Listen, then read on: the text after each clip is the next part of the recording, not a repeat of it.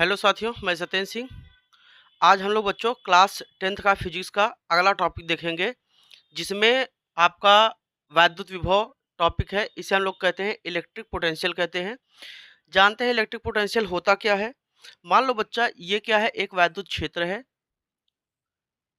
ये एक वैद्युत क्षेत्र है और इस वैद्युत क्षेत्र में अनंत से कोई हम एकांक धन परीक्षण आवेश या एकांक आवेश लाते हैं। एकांक आवेश का मतलब जिसका मान कितना हो, 1 कूलाम हो। ठीक है ना। एकांक आवेश का मतलब ऐसा आवेश जिसका मान कितना हो, 1 कूलाम हो। और ये आवेश रखा कहाँ है, अनंत पर। इस आवेश को हम जब वैद्युत क्षेत्र में स्थित कहीं किसी बिंदु तक लाते हैं, तो हमें वैद्युत क्षेत्र के विरुद्ध एक क्या करना पड़ता है, एक्सटर्नल वर्क करना पड़ता है, एक बाह्य कार्य करना पड़ता है। यही किया गया कार्य इस बिंदु का क्या कहलाता है, वैद्युत विभव कहलाता है। तो यहाँ पर देखें, एकांक धन आवेश को अनंत से वैद्युत क्षेत्र में स्थित किसी बिंदु तक लाने के लिए वैद्युत क्षेत्र के विरुद्ध किए गए कार्य को उस बिंदु का वैद्युत विभव कहते हैं। और बच्चों, वैद्युत विभव को हम लोग किससे प्रदर्शित करते हैं, V से प्रदर्शित करते हैं। अगर यहाँ पर देखें कि वैद्युत विभव का फार्मूला क्या होता है, सूत्र क्या होता है, इसके बारे में देखते हैं। तो बच्चों, हम लोग कह सकते हैं कि जो वैद्युत विभव होता है, वैद्युत विभव बराबर होता है कार्य बटे आवेश। कार्य बटे बच्चा क्या होगा, आवेश। ये क्या कहलाता है, वैद्युत विभव। वैद्युत विभव को V से, कार्य को W से, आवेश को Q से, तो V बराबर W अपान Q होता है। ठीक है ना। ये किसका मान हो गया, वैद्युत विभव का। अब यहाँ से अगर देखा जाए तो जो कार्य का मात्रक होता है, ये क्या होता है, जूल होता है। और यहाँ से देखा जाए आवेश का जो मात्रक होता है, ये होता है कूलाम। और यही जूल प्रति कूलाम, इसी को हम लोग बच्चा क्या कहते हैं, वोल्ट कहते हैं। तो वोल्ट क्या हो गया, वैद्युत विभव का एसआई मात्रक हो गया। ये क्या है, एसआई मात्रक, एसआई यूनिट। वैद्युत विभव का एसआई मात्रक कौन हो गया बच्चा, वोल्ट हो गया। ठीक है ना। अब बात करते हैं यहाँ पर जो ये विभव है।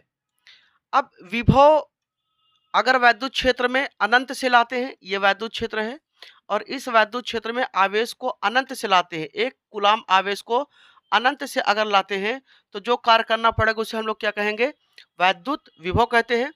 लेकिन अगर हम इसी आवेश को वैद्युत क्षेत्र में स्थित, ये बिंदु A है और ये बिंदु B है, वैद्युत क्षेत्र में यहाँ पर 1 कूलाम आवेश को बिंदु A से B तक अगर हमें लाना है, तो वैद्युत क्षेत्र के विरुद्ध जो कार्य करना पड़ेगा उसी को हम लोग क्या कहते हैं, वैद्युत विभवांतर कहते हैं। तो बच्चों, अगर हम यहाँ से देखें कि वैद्युत विभवांतर की, तो बच्चों हम लोग देखते हैं वैद्युत विभवांतर क्या होता है।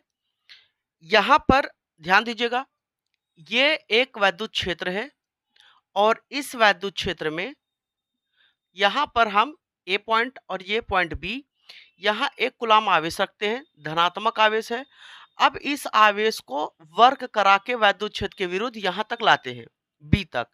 तो B तक लाने में जो हमें कार्य करना पड़ा, वही बच्चा कार्य कहलाता है वैद्युत विभवांतर। जहां से कार्य शुरू करते हैं उसे हम लोग इनिशियल पॉइंट बोलते हैं, प्रारंभिक बिंदु। और जहां पे कार्य खत्म होता है उसे हम लोग फाइनल पॉइंट बोलते हैं, अंतिम बिंदु। ठीक है ना। तो यहाँ का जो विभव होगा वो आपका प्रारंभिक, ये आपका इनिशियल, और यहाँ पे जहां पहुंचेगा वहां पे फाइनल। जहां से शुरू होता है ये आपका हमेशा लो पोटेंशियल होता है, निम्न विभव जिसे हम लोग कहते हैं, निम्न विभव कहते हैं। और जहां पर पहुंचता है उसे हम लोग हाई पोटेंशियल बोलते हैं, जिसे हम लोग क्या कहेंगे, उच्च विभव। ठीक है ना। अब हम कह सकते हैं कि विभवांतर क्या होता है, दो बिंदुओं के विभव के अंतर को हम लोग क्या कहेंगे, विभवांतर। जब यहां से विभवांतर निकालते हैं तो हमेशा विभवांतर विभव का अंतर निकालते हैं, तो हमेशा हाई पोटेंशियल में से लो पोटेंशियल को क्या कर देते हैं, घटा देते हैं। आइए परिभाषा समझते हैं, उसके बाद फिर इस पे बात करते हैं। यहाँ कहा है कि एकांक धन आवेश को वैद्युत क्षेत्र में स्थित एक बिंदु से दूसरे बिंदु तक ले जाने के लिए वैद्युत क्षेत्र के विरुद्ध किए गए कार्य को वैद्युत विभवांतर कहते हैं। अब ध्यान दीजिएगा, मान लीजिए ये पॉइंट A है, हम A से ले गए हैं, यहाँ का विभव VA, और ये पॉइंट B है, यहाँ पर ले गए तो यहाँ का विभव VB। तो ये विभव ज़्यादा है और ये विभव कम है, तो यहाँ से लिखेंगे VB माइनस VA बराबर W अपान Q। ये आपका क्या हो गया बच्चा, फार्मूला हो गया। ठीक है ना। और विभव को हम लोग जब विभवांतर को लिखते हैं तो इसे डेल्टा वी से लिखते हैं। तो डेल्टा वी क्या होगा आपका, ये आपका, इसी को हम इससे रिप्लेस कर सकते हैं, डेल्टा वी बराबर v final minus v initial बराबर डब्ल्यू अपान क्यू। तो ये आपका बच्चा क्या हो गया, विभवांतर का फार्मूला। इनिशियल प्रारंभिक हम जहां से शुरू करते हैं आवेश को ले जाना, और फाइनल जहां पर हम आवेश को ले जाते हैं। अब बात करते हैं कि इसका मात्रक क्या होता है। तो बच्चा इसका मात्रक वोल्ट ही होता है। विभव का मात्रक भी वोल्ट होता है और विभवांतर का मात्रक भी वोल्ट होता है। अब किसी सर्किट में जो वैद्युत धारा बच्चा प्रवाहित होता है या वैद्युत आवेश जो प्रवाहित होता है वो हमेशा किसकी वजह से होता है, वो हमेशा पोटेंशियल डिफरेंस की वजह से होता है, विभवांतर के कारण ही देखने को मिलता है। ठीक है ना। विभवांतर अगर नहीं है, अगर विभवांतर जीरो है तो फिर धारा प्रवाहित नहीं होगा। हमेशा वैद्युत धारा पोटेंशियल डिफरेंस के कारण ही प्रवाहित होता है। ठीक है। अब बात करते हैं कि जब सर्किट में हम लोग विभवांतर को नापते हैं तो किस उपकरण की सहायता से नापते हैं। ठीक है ना। क्या कहेंगे, सर्किट में हम जब विभवांतर को नापते हैं तो किस उपकरण की सहायता से नापते हैं। तो विभवांतर को वोल्ट मीटर की सहायता से मापते हैं, वोल्ट मीटर की सहायता से मापते हैं। तो बच्चा हम ये कह सकते हैं कि वोल्ट मीटर एक ऐसा इंस्ट्रूमेंट होता है, एक ऐसा उपकरण होता है जो परिपथ में विभवांतर को मापने का काम करता है। ठीक है ना। अब बात होती है कि यहाँ पे इसे परिपथ में किस क्रम में लगाया जाता है। तो हम लिख सकते हैं इसे परिपथ में समांतर क्रम में लगाया जाता है।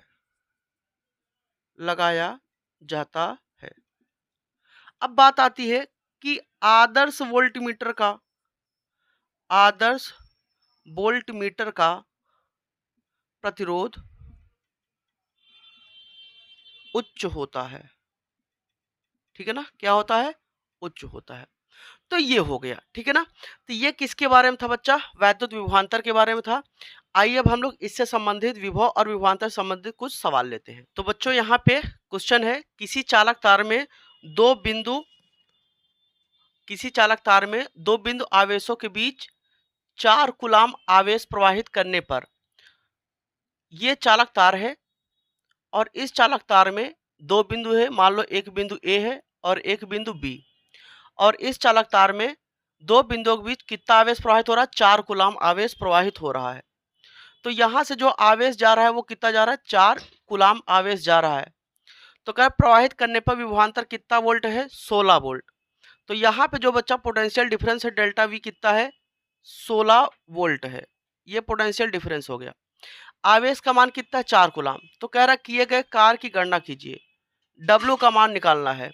अब यहाँ से अगर डब्ल्यू बराबर लें तो डब्ल्यू बराबर होगा, यहाँ से अगर डब्ल्यू का मान निकालना है तो हमारे पास फार्मूला क्या है, डेल्टा वी बराबर डब्ल्यू अपान क्यू। डब्ल्यू का मान कितना है, यहाँ पर ध्यान दीजिएगा, डब्ल्यू का मान निकालना है तो डब्ल्यू बराबर लेंगे तो यहाँ पर क्यू इंटू क्या हो जाएगा, डेल्टा वी हो जाएगा। क्यू का मान कितना है, 4 है, और डेल्टा वी का मान कितना, 16। तो यहाँ से गुणा करेंगे 16 चौको 64, तो किया गया जो कार्य होगा वो कितना होगा, 64 जूल होगा। ठीक है ना। ये क्या हो गया, किया गया कार्य हो गया।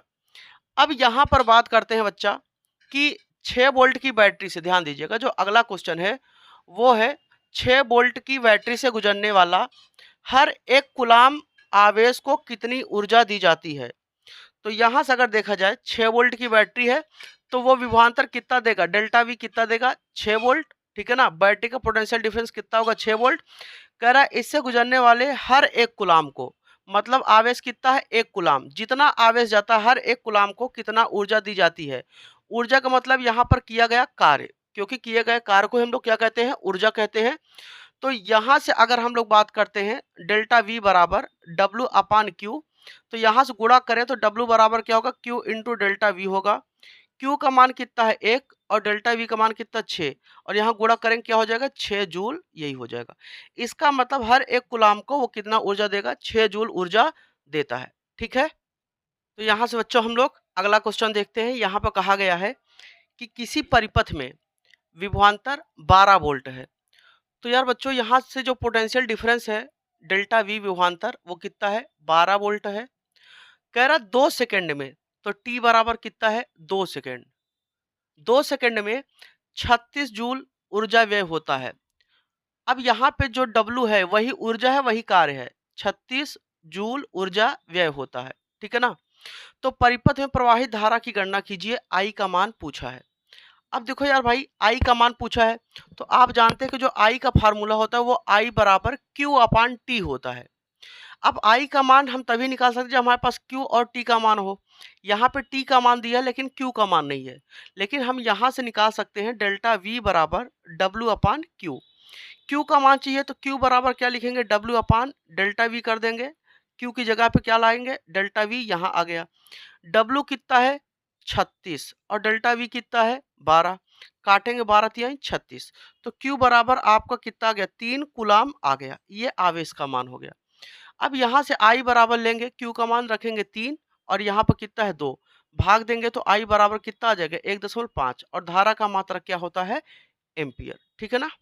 ये किसका मान हो गया, धारा का मान हो गया। अब बढ़ते हैं अगले क्वेश्चन पे, और ये क्वेश्चन थोड़ा सा कैलकुलेटिव है। यहाँ पर देखेंगे कहा है कि 3.2 गुणते 10⁻⁷ कूलाम के आवेश को, देखिए जब भी आवेश को हम अनंत से लाएंगे तो ये आप 100% समझिएगा कि वहां पे वैद्युत विभव निकालना है, ठीक है ना।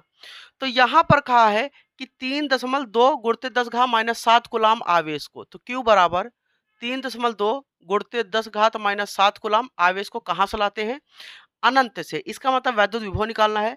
वैद्युत क्षेत्र के किसी बिंदु तक लाने में कितना कार्य करना पड़ता है, तो किया गया कार्य W बराबर कितना है 1.6 गुणते 10 की घात कितना -4 जूल है, ठीक है ना। अब यहाँ पर कहा है कि उस पर वैद्युत विभव ज्ञात कीजिए, V का मान ज्ञात करना है। तो V बराबर क्या होता है बच्चा W/Q। W का मान 1.6 गुणते 10 की घात कितना -4 और Q का मान 3.2 गुणते 10⁻⁷। अब देखिए अगर इसे काटे तो 16 कम 16, 16 दूना 32, ये 2 बार जाएगा क्योंकि 1.6 दशमलव से दशमलव कटेगा, ये 16 और ये 32, 16 दूना 32 हो जाएगा। और ये घात 4 से काटेंगे, ये 7 कटेगा, ये 7 में से 4 घात कटेगा, कितना बचेगा -3। तो V बराबर आपका हो गया 1/2 गुणते 10 की घात कितना -3। अब ये घात जब ऊपर जाएगा तो क्या हो जाएगा, प्लस हो जाएगा, 10⁻3/2 और 10⁻3 का मतलब क्या होता है 1000 और बटे 2, काटेंगे तो V बराबर कितना हो जाएगा बच्चा 500 वोल्ट।